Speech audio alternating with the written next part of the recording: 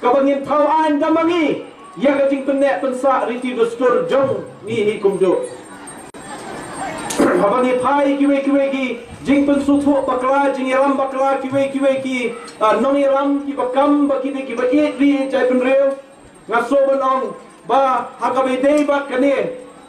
habai dei bat kane ngaso banong ba kilai iram bakla shisha ka jai penreu jongi ngi hadu menta dan penek pensa ikas sensyar ke kadar tenrai ku mengilong benta ngidan sanpu sautli ki ilaka sanpu sautli ki et ki hima deki spa tli ki right deki hajar tli ki shinong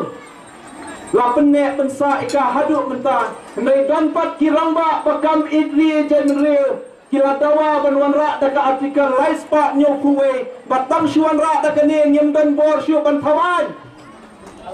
kindet penreu ku ki kuan ki hajar jong kene karat chabong kindet penreu ku ki kuan ki hajar jong ke hima khairim memar kene di kapor ini bangin kindet tia kamdei shu kapor bangin ya buat jia pensutu bakla dakum ne kumtai hendai kene kapor ya ban yang teli ku ngajak penreu ban penek pensa ikariti dusur tuan kaya da phaya ka jeb penreu ka stien namar bangi pej ko mapo nagalan kinu ki acts ki papas daka government of daka parliament both Lok Sabha Raja Sabha both houses ni iba kem terekam kat bempat yo ka jeng menjor na ka jela te ka niru ka ni rap hai ngi la dingi pej kum ka si iru ka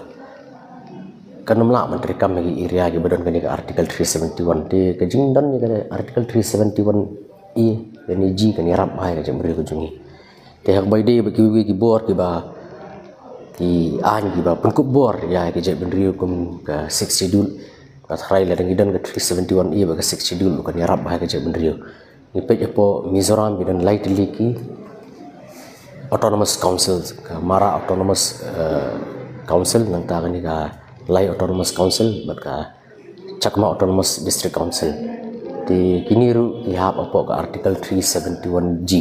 telada maki gila man yo beli mangi mla man yo